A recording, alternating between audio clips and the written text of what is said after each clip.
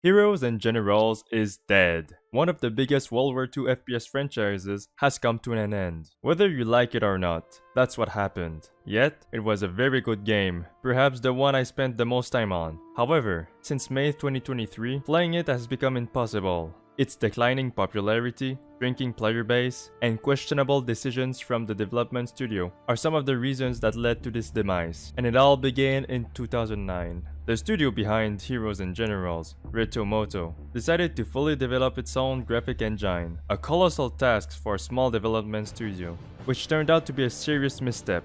But that wasn't the only mistake from the studio, and the game no longer exists for many reasons. To understand what happened, how we got here, I invite you to join me through the rise and fall of Heroes and Generals. This video wouldn't be possible without the one from the LunaticLycan. Fast forward to 2012. The game was released in a closed alpha state, attracting a modest number of players who had been following it due to its unique combination of FPS gameplay and World War II settings. Despite having a dedicated player base who regularly engaged with the game, the company faced financial challenges, reporting losses of 8.6 and 4.2 million Danish crowns. The game eventually launched on Steam in an open beta, which proved to be successful. New players joined, and retro-sponsored content creators like Yotcast and Frankie. However, despite the positive response to the Steam launch and all the significant increase in player numbers, it wasn't enough to turn the studio's financial situation around, and they continued to incur losses. In August 2014, Rommel update was released, and it didn't sit well with the community. Prior to the update, generals didn't exist. Assault teams weren't required to be linked to characters. There was a maximum of 10 ATS slots for the Rommel update, but it removed that restriction, allowing players to theoretically have an unlimited numbers of ATS as long as they paid. Despite criticism directed to the studio, this change proved to be a significant financial success for Retomoto. In the fiscal years 2014-2015, they shifted from a loss of 16 million Danish crowns in 2014 to achieving a record overall profit of 25 million Danish crowns or 2.5 million euros by the end of 2015. The game faced issues when players amassed massive armies, eliminating the need for further spending. These large armies created significant problems for the game. However, Reto likely didn't perceive it as a poor decision. To them, it marked only the start, and they believed that soon enough, they would be flush with money. Consequently, they began hiring more people and expanding their team around that time. The challenge was that it was indeed the beginning, not of success, but of the eventual downfall. In February 2015, the Timoshenko update was launched, introducing the Soviet faction in perplexing decision that defies basic human logic. Instead of aligning the Soviets with the Americans as fellow members of the Allies, Reto opted for an approach where all factions fought against each other. This decision severely damaged the game, disproportionately straining the Germans as they only needed to defend against the US and attack the Soviets. The year 2016 witnessed some of the most problematic updates in the game's history. It commenced with the Adams update in January, introducing the notorious cone of the fire mechanics to gunplay, causing bullets to deviate from a straight path. Reto then rolled out the ill-fated Squad 2.0 update, which failed to address the game's issues and left old players gruntled, prompting many to quit. Between 2014 and 2016, Reto lost some of the original developers, including the one responsible for the original maps. In April 2015, they released a new map,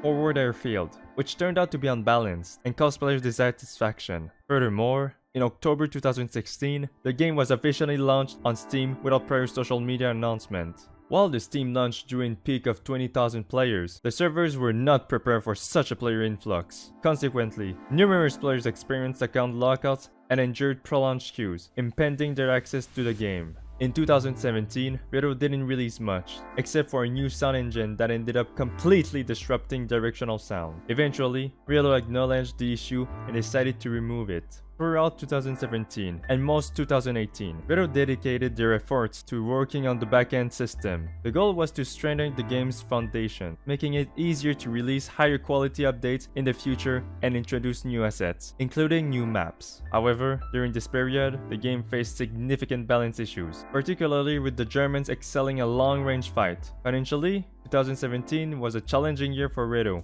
with a loss of 7.6 million Danish crowns. In September 2018, the 1.12 update was introduced, marking the largest update at that time. Unfortunately, it turned out to be the most disastrous update in the entire history of the game. The introduction of Armor 2.0 made every vehicle nearby indestructible, rendering tanks immortal. The update also significantly slowed down driving speed, making it impractical unless on roads. Traveling over fields, water crossing, or muddy terrain became faster on foot, making flanking maneuvers exceedingly difficult. This update took away the one last thing that people found enjoyable, leaving it totally ruined. Towards the end of the year, Vito announced a significant reduction in their team size, cutting about half of their employees, resulting in a loss of 18 million Danish crowns. Over the past decades, the game's trajectory has been tumultuous. The 2016 setback was followed by a supposed period of self-improvement in 2017, leading to a high expectations for a comeback in 2018. However, the release of version 1.12 was a disappointment, marking a further decline. The introduction of events like the Battle of Berlin in 2019 signaled a new direction, but these events lacked innovation and failed to enhance gameplay.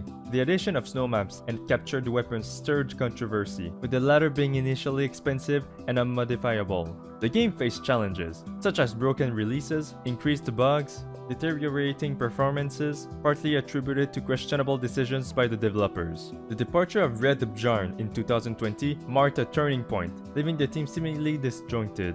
The financial status of the company revealed losses despite attempts to boost income through various means. The discrepancy between revenue and profit, coupled with the substantial salary expenditures for reduced team, raised questions about resource allocation and management decision. As the game's quality continued to decline, the community expressed frustration, questioning the sustainability of the current approach. The lack of substantial updates, coupled with financial losses, raised concerns about the game's future. Eventually, all servers shut down on May 25, 2023. But in January 2023, the developers announced a sequel to the game and sought $2 million from the community through a Kickstarter campaign. The Kickstarter campaign faced significant challenges, obtaining only around 111,000 to date. The community expressed frustration because the revealed gameplay did not meet their expectations. The developers essentially conveyed that they are discontinuing the original game and urged the community to support the Kickstarters for the sequel. However, this message was not well received, despite their repeated statements about the outdated engine of the original game, stating that it no longer functions properly and poses challenges for introducing new content. The community remains dissatisfied. Even though the game is currently dead and unplayable, I have hope that this franchise can rise from its grave. However, its fate is not yet sealed. In my opinion, the key factors that will decisively shape its future are the releases of the sequel, the approach of the game monetization, and ensuring that updates address existing issues rather than exacerbating them. If it succeeds, many new and returning players may come back, but if it fails, the game may struggle to recover and likely end up dying, much like its predecessor. Don't forget to like and subscribe, and thanks for watching.